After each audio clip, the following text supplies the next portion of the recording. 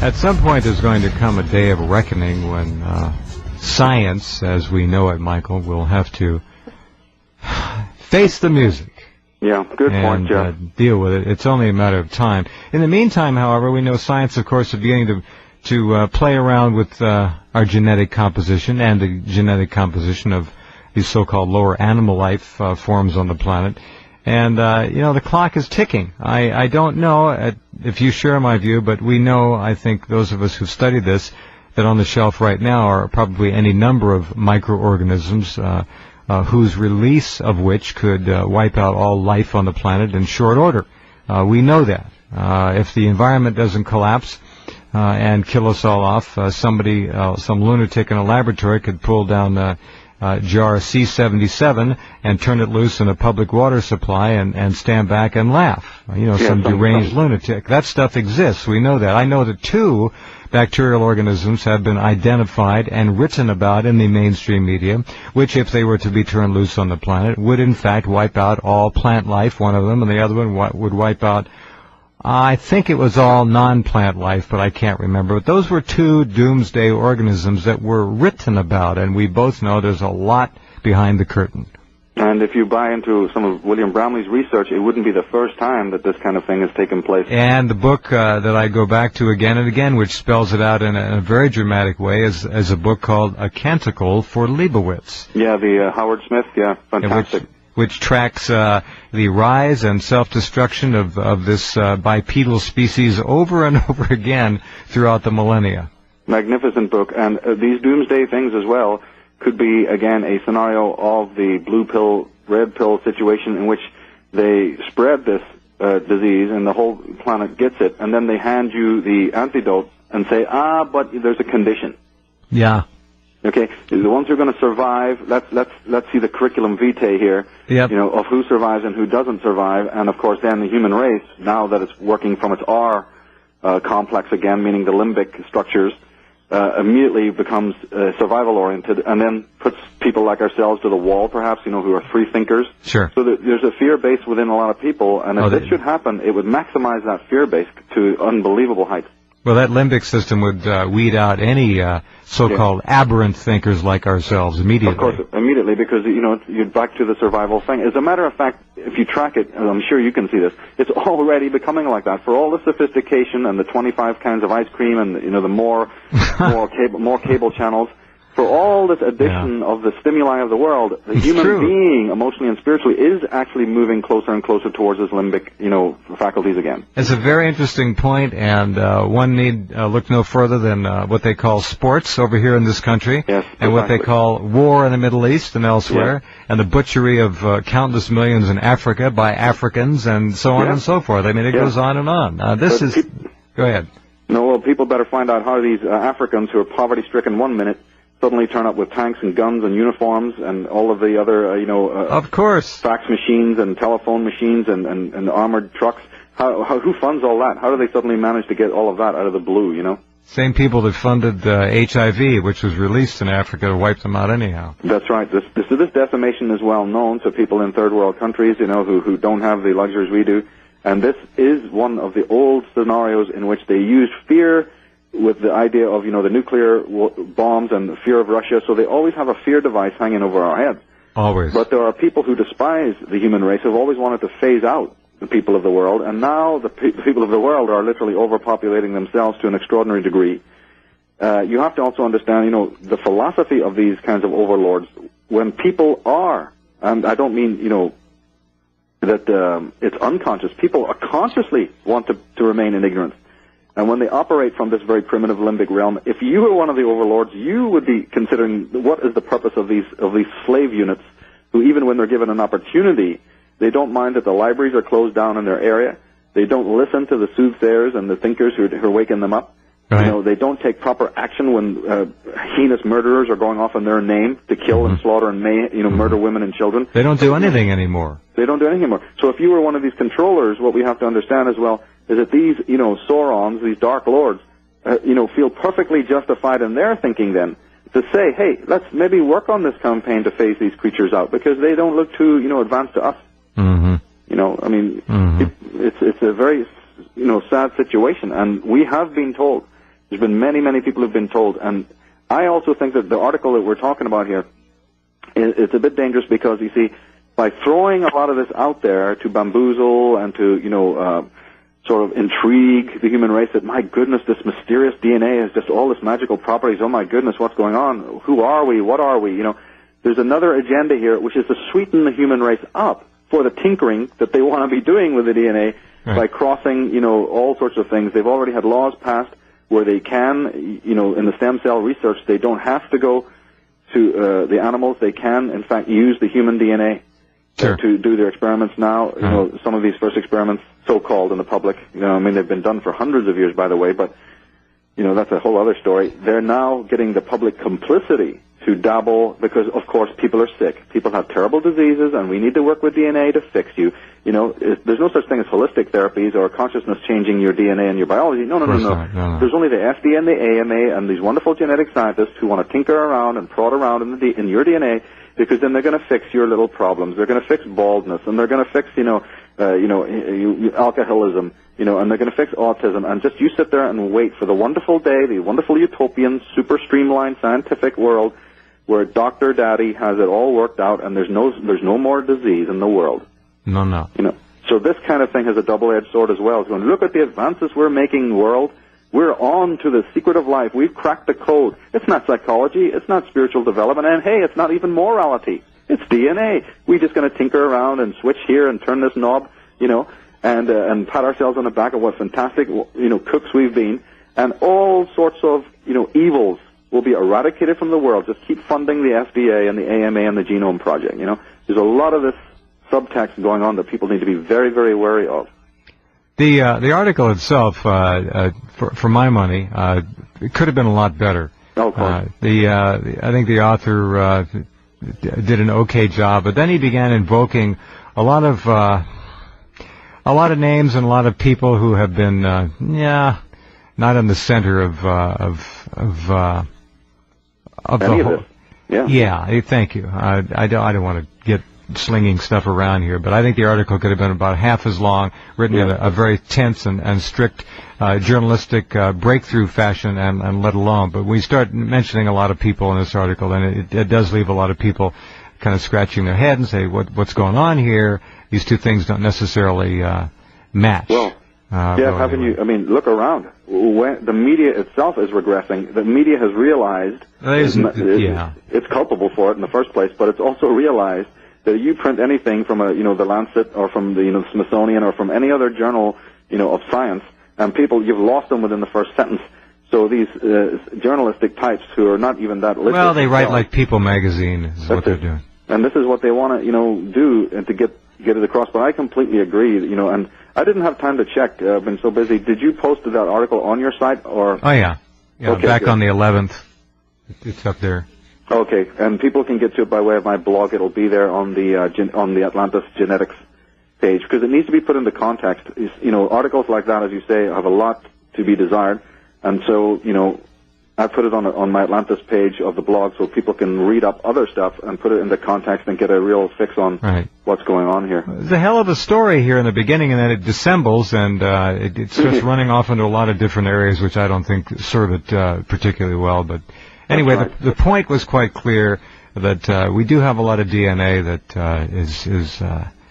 is unusual, shall we put it that way. And your point about, when I go back to years and years and years ago, Dean Radin and so many others dealing in the world of consciousness studies, people like David John Oates dealing in the unconscious realms of things with reverse speech and other technologies, which are extraordinary.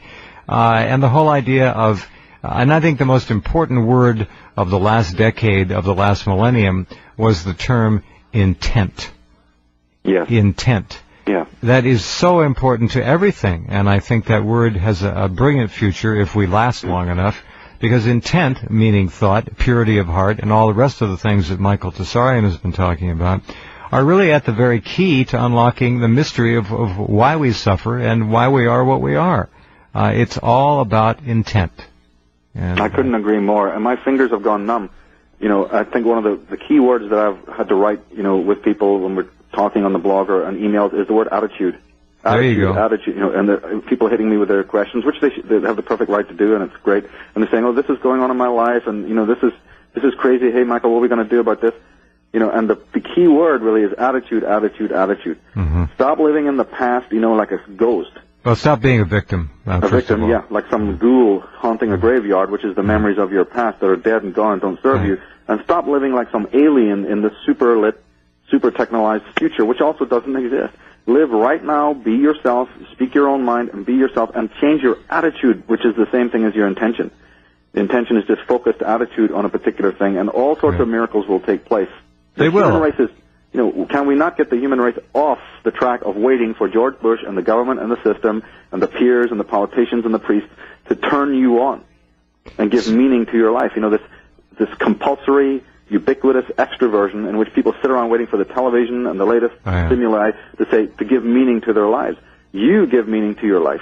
The human being must turn themselves on, and this is a change in attitude is priceless. But there's things to inspire that change, like great music and great movies and great artwork. They're wonderful things, and if only we as a species could remember what it is like to sit and be quiet for a few minutes each day and understand that the moment, that glorious moment, is almost everything.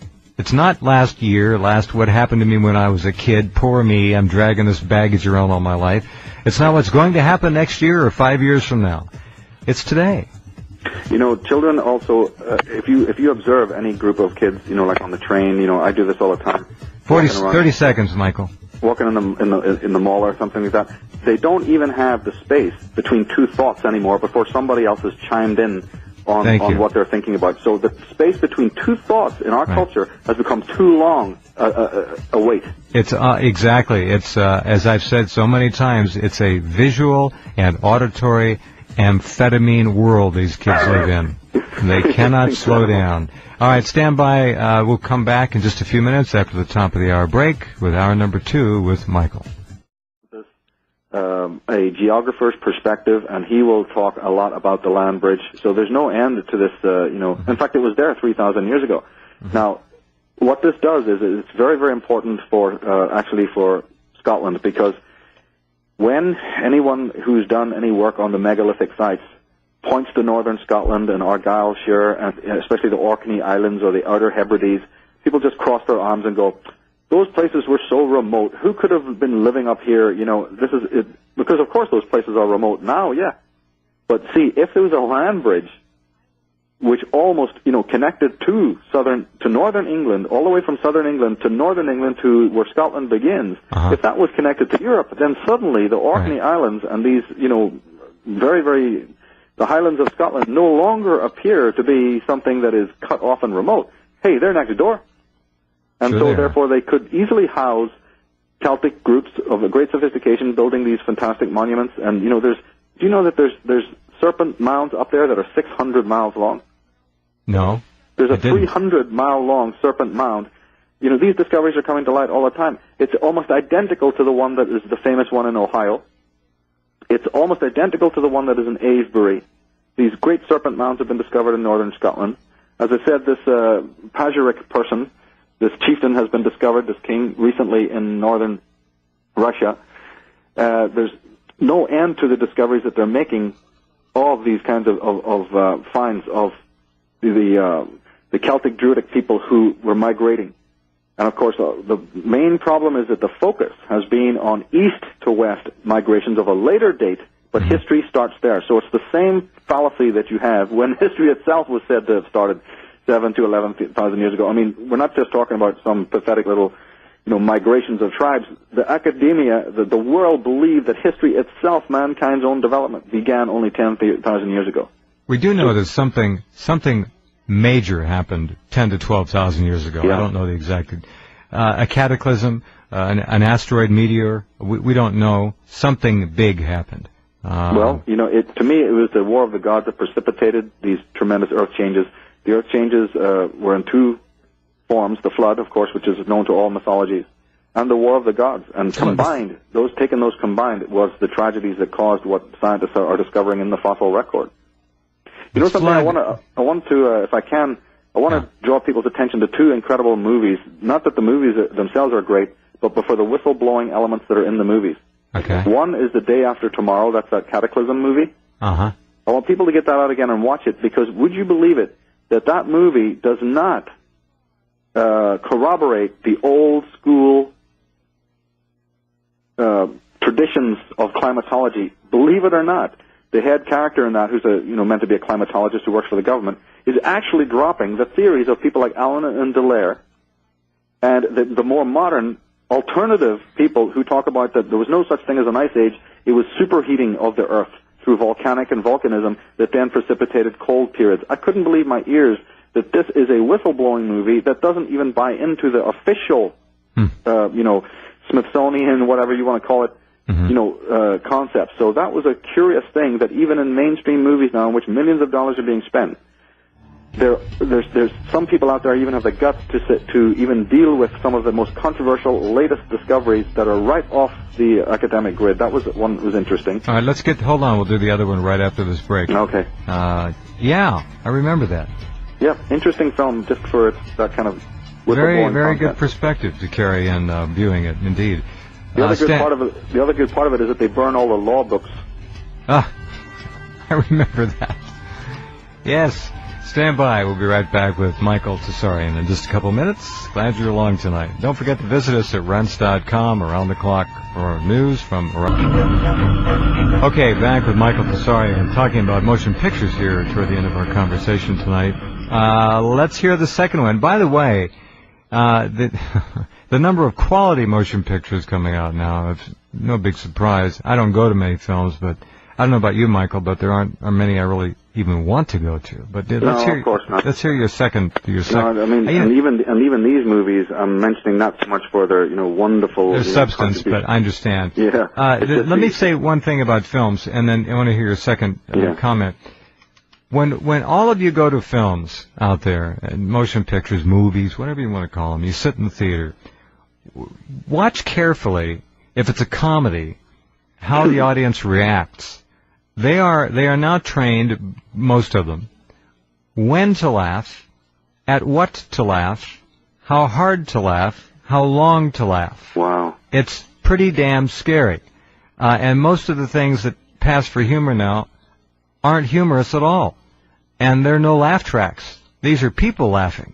So I remember the first time I saw a television sitcom many years ago in college, and I noticed that the laughter was clearly canned, and I said, uh-oh, we're headed for trouble here. They're telling me what's funny and what to laugh at on television. And I didn't like that. Anyway, it's on downhill, and that was, a long time ago. But go ahead, Michael. Well, I couldn't agree more. This is, again, it's not so hard to look around if you have the eyes to see these collectivist factors, the herd mentality, and what you've described is very, very key.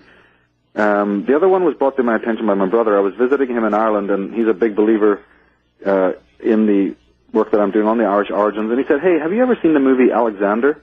It was actually came out after The Gladiator, and it was a movie that was done by Oliver Stone and co. I said, "No, I'm like you." I responded basically, what you just said is like, "Don't bother me with these stupid ass movies." I don't watch them. He goes, "You better watch this one because it's kind of interesting because it shows that the Macedonians." And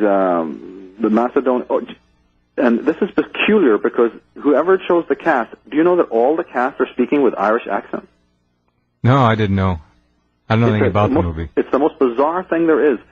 That the movie's meant to be about Alexander the Great and his life and his times and all this, stuff you get into with conquering different places. But this whole thing is going along, and it's an interesting, take on Alexander. But then there's this other phenomena where him, his father, all his main, generals, and the majority of the cast, who are these Macedonians, interestingly, are speaking with Irish accents. Coincidence?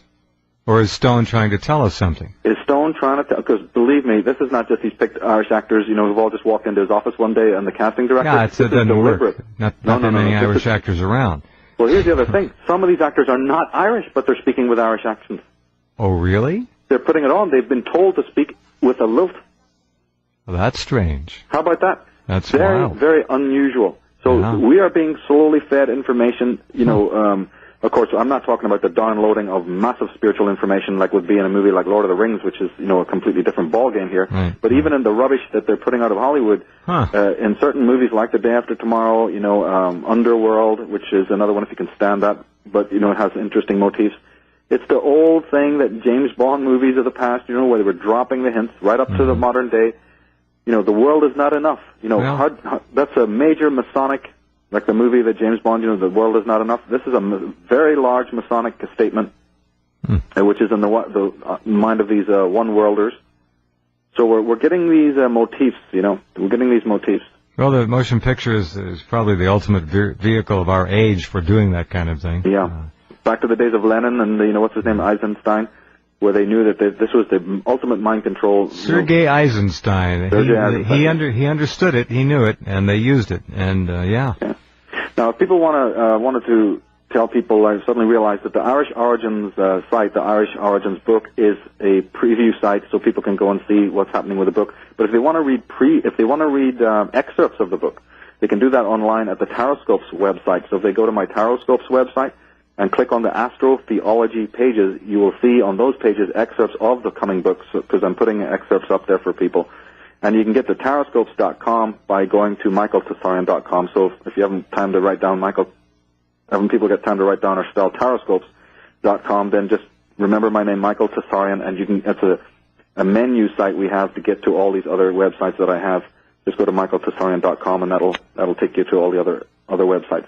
And Taroscope is T-A-R-O, scope. Taroscopes.com. Yeah, exactly, but you never believe it. People can't write that down or remember it. So. Oh yeah, I do believe it. But if you go to Taroscopes and then click on the astrotheology pages, then you will see excerpts of the Irish Origins book, because that's a concept that has to be put into context so that people understand what I'm doing there and not get all reactive and defensive, about when we're talking in brief about it. They need to understand that there's been a massive cover-up here, dating from the earliest times to make it appear that the civilizing elements of the world have come from the desert wastelands of the East, and this is not true. There's been a whole other primordial movement of very sophisticated tribes and men of light and men of power from the West.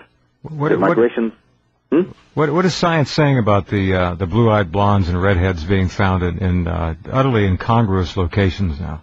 Well, they're not saying much about it, and because they're so shocked, you see, because remember, who are these scientists? These are the people brought up, these anthropologists, paleontologists, and archaeologists.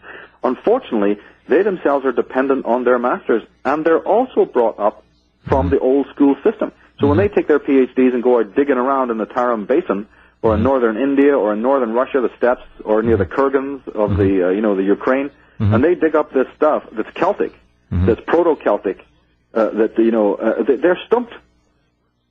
They got to rewrite the whole of history. So they just leave it alone. They just don't talk about it. Yeah, they just go anomaly. Another anomaly. Well, anomaly. The Druids are somehow now an anomaly. The Bible, as people will see, if people go to the excerpts I've got on the book, they will see that the Bible itself is loaded with Druidic symbolism. The Vatican is loaded with Druidic symbolism. Masons are basically the new keepers, not that they have authority to do it.